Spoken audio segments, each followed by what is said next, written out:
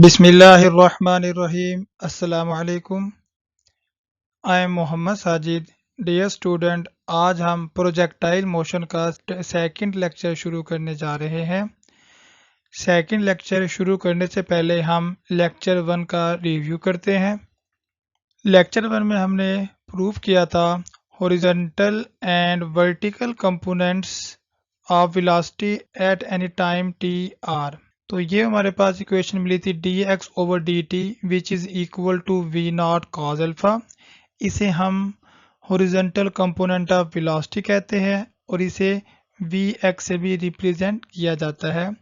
इसी तरह हमने प्रूव किया था vertical component of velocity dy over dt which is equal to v not sine alpha minus gt।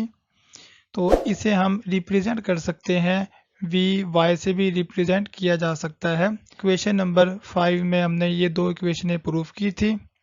Next हमने prove किया था parametric equations of trajectory of projectile are. x is equal to v not cos alpha t, ये equation number 7, और y is equal to v not sine alpha t minus 1/2 into g t square, ये equation number 8 में prove किया था। ये दो इक्वेशनें कहलाती हैं parametric equation of trajectory of projectile. इसी तरह थर्ड हमने प्रूव की थी equation cartesian equation of trajectory of projectile, जो कि इसके इक्वल थी y equal to x tan alpha minus 1/2 v not square into g x square secant square of alpha. तो डियर स्टूडेंट, आज के लेक्चर में हम शो करेंगे trajectory of projectile is a parabola. Lecture number 2, ये हमने एक पार्टिकल को प्रोजेक्ट किया था वी नॉट वेलोसिटी के साथ। ओ इसका कहलाता है पॉइंट ऑफ प्रोजेक्शन और अल्फा एंगल ऑफ प्रोजेक्शन कहलाता है। और यहाँ से हमने प्रूव की थी cartesian equation of trajectory of projectile, जो कि equation y equal to x tan alpha minus 1/2 v not square into g x square secant square of alpha, ये इक्वेशन 9 में हमने प्रूव की थी। अब ट्रेजेक्ट्री ऑफ प्रोजेक्टाइल को पैराबोला शो करने के लिए हमें पैराबोला की जनरल इक्वेशन मालूम होनी चाहिए, जो कि डाउनवर्ड को ओपन होता है। ऐसा पैराबोला जो डाउनवर्ड ओपन होता है उसकी जनरल इक्वेशन है x minus H whole square is equal to minus 4a into y minus k. ये जनरल पैराबोला ओपन डाउनवर्ड की इक्वेशन है। तो हमें अपनी कार्टेशियन इक्वेशन को, जो कि इक्वेशन नंबर 9 है, इसे इस फॉर्म में लेकर जाना है। इस फॉर्म में ले जाने के लिए हम देख रहे हैं कि x वेरिएबल ये परफेक्ट स्क्वायर में है और राइट हैंड साइड पर y वेरिएबल है। तो उसके लिए हम इस तरह प्रोसीड करेंगे। हमारी कार्टेशियन इक्वेशन में राइट साइड पर जो दो टर्म है, इन दोनों टर्म में x इन्वॉल्व है। एक में x की पावर 2 है और एक में x इन्वॉल्व है। तो हम इन्हें फर्दर इस तरह प्रोसीड करते हैं। इक्वेशन 9 में राइट हैंड साइड की दोनों टर्मों को उठाकर हम लेफ्ट साइड पर ले गए हैं और सीकेंड स्क्वायर को हमने लिखा है 1 over cos square of alpha, चूंकि secant square 1 over cos square of alpha के इक्वल ही होता है। और टेन अल्फा को हमने लिखा है sine alpha over cos alpha is equal to, और जो लेफ्ट हैंड साइड पर y था ये राइट हैंड साइड पर माइनस y के इक्वल आ गया है। अब x की फॉर्म में स्क्वायर मुकम्मल करने के लिए हमारे पास 3 स्टेप होते हैं। पहला स्टेप ये है कि हमें x स्क्वायर का कोफिशिएंट 1 बनाना है। यहाँ पर x स्क्वायर का कोफिशिएंट है g over 2 v not square cos square of alpha. तो हमें इक्वेशन को इससे डिवाइड करना होगा या इस टर्म के रेसिप्रोकल से मल्टीप्लाई करना होगा। तो हम इस टर्म का रेसिप्रोकल, जो कि 2 v not square cos square alpha over g है, इससे इक्वेशन को दोनों जानिब मल्टीप्लाई करते हैं। तो हमें रिजल्ट कुछ इस तरह से मिलेगा। ये हमने मल्टीप्लाई किया है तो एक्स स्क्वायर का कोफिशिएंट 1 आ गया है और एक्स इंटू टेन अल्फा के साथ ये एक्सप्रेशन मल्टीप्लाई हो गया है। इसी तरह राइट हैंड साइड पर भी इसी एक्सप्रेशन को हमने मल्टीप्लाई कर दिया है। अब यहाँ पर थोड़ी सिंप्लीफिकेशन होगी। ये कॉस स्क्वायर अल्फा है न्यूमरेटर में और डिनोमिनेटर में कॉस अल्फा, ये सिंप्लीफाई होगा। तो और जबकि राइट हैंड साइड पर कोई सिंप्लीफिकेशन नहीं होगी, ये राइट हैंड साइड पर टर्म ऐसे ही रहेगी। इक्वेशन कुछ इस तरह से आ जाएगी। फर्स्ट टर्म ऐसे ही एक्स स्क्वायर और सेकंड टर्म में 2v0 स्क्वायर, एक कॉस अल्फा यहाँ से बचा था साइन अल्फा ओवर जी। तो ये हमारे पास सेकंड टर्म आ गई है इनटू एक्स। इसी तरह जो राइट हैंड साइड की जो टर्म थी ये एज इट ऊपर वाली टर्म इसी तरह आ गई है। अब स्क्वायर मुकम्मल करने के लिए जो दूसरा स्टेप होता है वो ये है कि x के कोफिशिएंट को 2 पर डिवाइड करेंगे और जो टर्म हमें मिलेगी उसका स्क्वायर दोनों तरफ ऐड होगा। अब x का कोफिशिएंट इसे 2 पर डिवाइड करें तो ये 2 कैंसिल आउट होगा। इस कैंसिल आउट के बाद हमारे पास v0 square sine alpha cos alpha over g बचेगा। तो इसका स्क्वायर हम इक्वेशन के दोनों तरफ ऐड करने लगे हैं। तो इक्वेशन कुछ इस तरह से मिलेगी, एक्स स्क्वायर ये सेकंड टर्म ऐसे ही और हमने ये टर्म इधर भी ऐड की है, इसी तरह ये ही टर्म हमने इधर भी ऐड की है। ये ऐड करने के बाद जो लेफ्ट हैंड साइड पर जो तीन टर्में हैं ये इस तरह की फॉर्म बन रही है, A square minus 2 into first term into second term plus B square.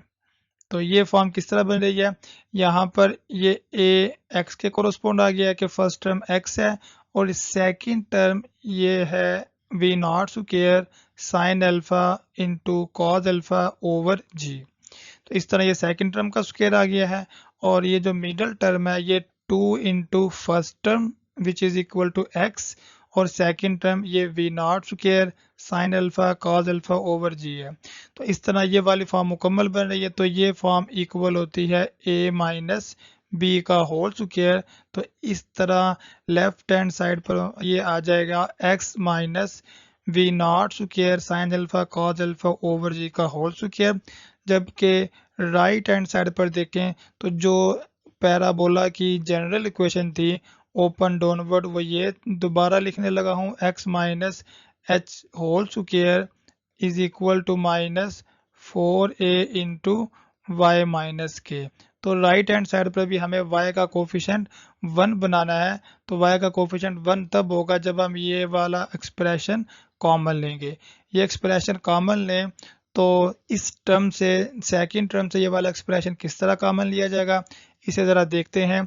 Second term चूँकि स्क्वायर पर है, इसका स्क्वायर ओपन करें तो ये रिजल्ट आएगा हमारे पास वी नॉट की power 4 sine square alpha cos square alpha over g square. अब यहाँ पर हमने 2 से मल्टीप्लाई भी किया और डिवाइड भी किया ताकि हम ये expression minus 2 v not square cos square alpha over g common ले सके। इस तरह ये लेफ्ट हैंड साइड पर first term x and second term v not square sine alpha cos alpha over g इस सारे का होल स्क्वायर आ गया है। और राइट हैंड साइड पर जब हमने minus 2 v not square cos square alpha over g common लिया था तो यहाँ पर हमारे पास बच गया है y माइनस दिस एक्सप्रेशन। चूँकि इस टर्म में से अगर हम ये कॉमन लें 2 v not square cos square alpha over g तो हमारे पास बच जाएगा v not square sine square alpha over 2g। Last expression में ऑलरेडी 2g मौजूद था, जबकि हमने यहाँ पर भी 2 से मल्टीप्लाई भी किया और 2 से डिवाइड भी किया इधर, और राइट हैंड साइड पर इधर भी 2 से मल्टीप्लाई भी किया और 2 से डिवाइड भी किया। इस तरह डिवाइड करने का हमें ये एडवांटेज होगा कि 2 साइन अल्फा कॉस अल्फा ये साइन 2 अल्फा के इक्वल आ जाएगा और इस तरह यहाँ पर भी 2 और 2 से मल्टीप्लाई होकर 4। तो ये जनरल इक्वेशन जो बनती है -4a, इस तरह की इक्वेशन हमारे पास बन जाएगी। तो नेक्स्ट स्टेप में कुछ इस तरह से हम इसकी सिंप्लीफिकेशन करेंगे। x minus v not square sine 2 alpha over 2g minus 4 into v not square cos square alpha over 2g into y minus v not square sine square alpha over 2g। इसे equation number 10 का नाम दिया है। It is equation of parabola open downward की equation के साथ match कर रही है। अगर गौर किया जाए तो यहाँ पे ये फर्स्ट एक्सप्रेशन, ये जो एक्सप्रेशन है, ये टर्म ये h के इक्वल आ गई है। इसी तरह ये वाली टर्म a के इक्वल है और ये टर्म k के इक्वल है। तो यहाँ से पता चल रहा है कि ट्रेजेक्ट्री ऑफ प्रोजेक्टाइल ये एक आर्क ऑफ पैराबोला को रिप्रेजेंट करती है। अब हमें ट्रेजेक्ट्री का वर्टेक्स मालूम करना है, फोकस मालूम करेंगे, रेंज मालूम करेंगे, मैक्सिमम रेंज मालूम करेंगे। नेक्स्ट हम टाइम ऑफ फ्लाइट कैलकुलेट करेंगे। वन बाय वन देखते हैं कि ट्रेजेक्ट्री का वर्टेक्स किसके इक्वल होता है, फोकस पॉइंट किसके इक्वल होता है, इसकी रेंज क्या है, मैक्सिमम रेंज क्या होगी और टाइम ऑफ फ्लाइट क्या होगा। ये आ गई है इस पार्टिकल की ट्रेजेक्ट्री जिसे हमने प्रोजेक्टाइल किया था वी नॉट स्पीड के साथ। अब चूंकि ये ट्रेजेक्ट्री पैराबोला को रिप्रेजेंट करती है तो इसकी लाइन ऑफ डायरेक्ट्रिक्स होगी। ये हमारे पास इसका एस फोकस आ गया है जिसके कोऑर्डिनेट्स होते हैं h, k माइनस a। इसी तरह वर्टेक्स के कोऑर्डिनेट होते हैं h, k और लाइन ऑफ डायरेक्ट्रिक्स से लेकर वर्टेक्स तक के डिस्टेंस को हम स्मॉल a से रिप्रेजेंट करते हैं, जो कि इस इक्वेशन में हमारे पास v not square cos square alpha over 2g के इक्वल है। सिमिलरली वर्टेक्स और फोकस के दरमियान डिस्टेंस ये भी स्मॉल a के इक्वल होता है। तो वर्टेक्स होगा इसका h, k। तो h की वैल्यू भी हम जानते हैं v not square sine 2 alpha over 2g है। इसी तरह k की value v not square sine square alpha over 2g है। तो ये आ गए हैं ट्रेजेक्ट्री के वर्टेक्स के कोऑर्डिनेट्स। यहाँ से हम ये भी देख सकते हैं ट्रेजेक्ट्री की हाइट k के इक्वल है, तो ये v not square sine square alpha over 2g ये हाइट ऑफ प्रोजेक्टाइल भी कहलाती है। वर्टेक्स ऑफ द ट्रेजेक्ट्री, इसे इक्वेशन नंबर 9 का नाम देंगे। फोकस को ऐसे रिप्रेजेंट किया जा रहा है और फोकस के कोऑर्डिनेट है h, k minus a। h की वैल्यू हम जानते हैं v not square sine 2 alpha over 2g है। k माइनस a को हम कैलकुलेट कर लेते हैं। k माइनस a की वैल्यू आ जाएगी, ये वैल्यू आ गई है k की और माइनस ये वैल्यू आ गई है a की। इन दोनों वैल्यू में से v not square over 2g common लिया तो ब्रैकेट में बचेगा sine square alpha minus cos square of alpha. ये प्रीवियस पेज वाली डायग्राम आ गई है। अगर हम ब्रैकेट में से नेगेटिव कॉमन लें तो ब्रैकेट में आ जाएगा cos square alpha minus sign square alpha, जो कि कॉस 2 अल्फा के इक्वल होता है। ये एक्सप्रेशन इक्वल होता है कॉस 2 अल्फा।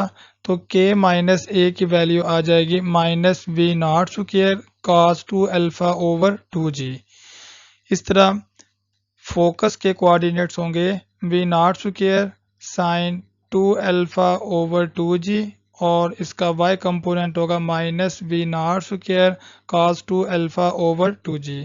ये फोकस आ गया है, इसे इक्वेशन नंबर 12 का नाम देंगे। नेक्स्ट हम देखते हैं इक्वेशन ऑफ डायरेक्ट्रिक्स। ट्रेजेक्ट्री की इक्वेशन ऑफ डायरेक्ट्रिक्स, ये line parallel to x axis है। वो लाइन जो एक्स एक्सिस के पैरेलल हो उसकी इक्वेशन बनेगी y is equal to this height. अब ये हाइट हम जानते हैं कि वर्टेक्स से लेकर ये हाइट हमारे पास k के इक्वल है और इस लाइन से ये वर्टेक्स तक का जो डिस्टेंस है ये a के इक्वल है। तो इस तरह डायरेक्ट्रिक्स की इक्वेशन मिलेगी y इज इक्वल टू के प्लस ए। के प्लस ए की वैल्यू को हम देखते हैं, ये वैल्यू के की आ गई है v not square sine square alpha over 2g plus A की value v not square cos square alpha over 2g। इन वैल्यू में से v not square over 2g common लिया तो ब्रैकेट में बचेगा sine square alpha plus cos square of alpha, जो कि ट्रिग्नोमेट्रिक आइडेंटिटी है जो कि 1 के इक्वल होती है। इस तरह y आ जाएगा v not square over 2g। तो ये आ गई है equation of directrix of trajectory. इसे इक्वेशन नंबर 13 का नाम देंगे। ये डायग्राम आ गई है। नेक्स्ट हम मालूम करेंगे रेंज ऑफ प्रोजेक्टाइल। रेंज के बारे में हम जानते हैं, range is a distance from the point of projection to the point where the particle hit on the x axis. इस डिस्टेंस को हम कहते हैं रेंज। और डायग्राम में हम जानते हैं कि O से लेके ये M तक का जो डिस्टेंस है ये प्रोजेक्टाइल की रेंज कहलाता है। तो इस डिस्टेंस को हम लिख सकते हैं 2 इंटू डिस्टेंस ऑफ OA, यानी कि ये OL डिस्टेंस का ट्वाइस डिस्टेंस OM के इक्वल होगा। और OL के बारे में हम जानते हैं ये एब्सिस्सा ऑफ वर्टेक्स, या एब्सिस्सा को हम एक्स कोऑर्डिनेट ऑफ वर्टेक्स भी कहते हैं, जो कि H के इक्वल है। और H की वैल्यू हम जानते हैं v not square sine 2 alpha over 2g। तो इस 2 से ये 2 कैंसिल आउट होगा, तो रेंज आ जाएगी v not square sine 2 alpha over g। ये ट्रैजेक्टरी की रेंज आ गई है। अब अगर हम ये चाहते हैं कि रेंज मैक्सिमम हो तो उसके लिए वी नॉट स्क्वायर ओवर जी, ये तो कांस्टेंट है और न्यूमरेटर में साइन 2 अल्फा है। तो अगर हम चाहते हैं कि रेंज मैक्सिमम हो तो साइन 2 अल्फा की वैल्यू मैक्सिमम होनी चाहिए, और साइन की मैक्सिमम वैल्यू होती है 1 के equal. Range will be maximum when sine 2 alpha is maximum, और साइन 2 अल्फा की मैक्सिमम वैल्यू हम जानते हैं 1 के इक्वल है। तो यहाँ से हमें 2 अल्फा की वैल्यू मिलेगी sine inverse of 1। Sine inverse of 1 ये पाई बाय 2 के इक्वल होता है, तो यहाँ से अल्फा की वैल्यू मिल जाएगी पाई बाय 4। इसका मतलब ये हुआ कि अगर angle of projection pi by 4 होगा तो ट्रैजेक्टरी की रेंज मैक्सिमम होगी, और मैक्सिमम रेंज किसके इक्वल होगी v not square over 2g when alpha is equal to pi by 4। तो चूंकि ये मैक्सिमम रेंज है इसलिए इसे हम आर मैक्स से रिप्रेजेंट करेंगे। इसे हम इक्वेशन नंबर 15 का नाम देते हैं। ये डायग्राम आ गई है प्रीवियस पेज वाली।